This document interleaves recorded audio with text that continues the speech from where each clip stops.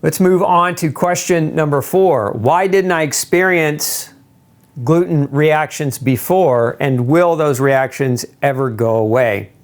All right, so there's a lot of things that can accelerate or cause a person to begin reacting to gluten. Remember that gluten sensitivity, as we said earlier, gluten sensitivity is a genetic predisposition.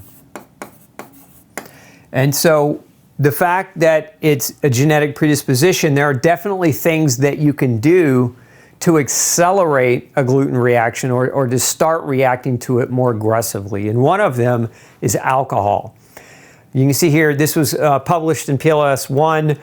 Does alcohol increase reactivity to gluten? These researchers say a possible explanation may be that anti-gliadin antibodies arise in patients with genetic susceptibility, again, genetic predisposition, keyword, HLA-D-Q genes, following a chronic immunological insult, alcohol, centered on the cerebellum. Alcohol has previously been associated with antibodies to transglutaminase, which is the same enzyme that we know gluten can create an antibody response to and is known to evoke an immunogenic reaction. Alcohol-related cerebellar degeneration may in genetically susceptible individuals induce sensitization to gluten. So this is, a gluten accelerant, if you will. Why wasn't I reacting before?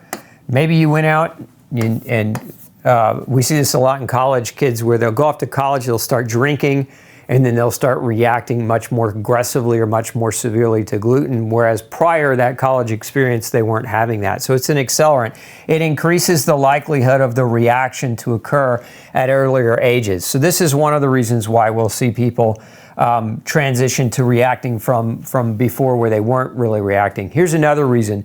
It's with antibiotics. So you see antibiotic exposure and the development of celiac disease.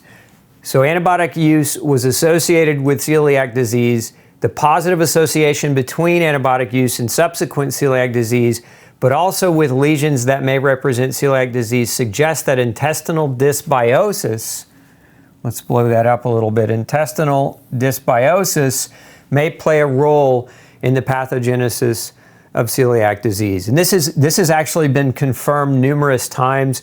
They're looking now more and more at the microbiome, and they're looking at things that cause a disruption of the microbiome. Of course, antibiotics being one of them, but there are other things that also will disrupt the microbiome. And as an example, pesticides, herbicides disrupt the microbiome because they're natural antibiotics, right? I mean, that's what they're designed to do, is kill things, including the microflora in your GI tract. So if you're eating foods that are contaminated with these things, you're certainly going to disrupt your microbiome. We know that fluoride can disrupt the microbiome. We know that chlorine can disrupt the microbiome. These are both antibiotics. Matter of fact, a lot of antibiotics are made with fluorines and chlorine. So it's important that you understand, if you understand this, you can buy organic, you can mitigate your exposure to these things and reduce your risk of potential greater reactions. But again, let's talk about one of the reasons why antibiotics also can do this. One of the side effects of an antibiotic is candida overgrowth. This is a very, very common side effect of people that go on antibiotics for infection, is they end up with a yeast overgrowth or candida. And one of the things I want you to understand about candida is that there's a protein that candida makes. It's called a hyphal wall protein. You see here HWP1. Okay, the protein HWP1, hyphal wall protein 1, expressed on the pathogenic phase of Candida albicans, meaning it's when candida is growing, it expresses this protein. Okay, and this protein has a sequence analogy with the gluten protein, gliadin, meaning that gliadin and yeast protein look alike.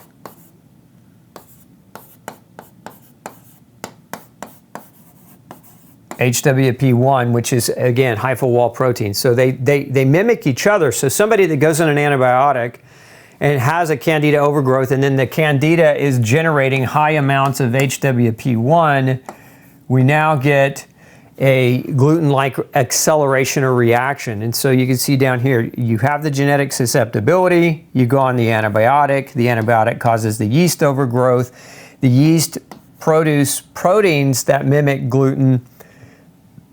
We now get intestinal, or it doesn't have to be just intestinal, it can also be systemic, beyond the intestine.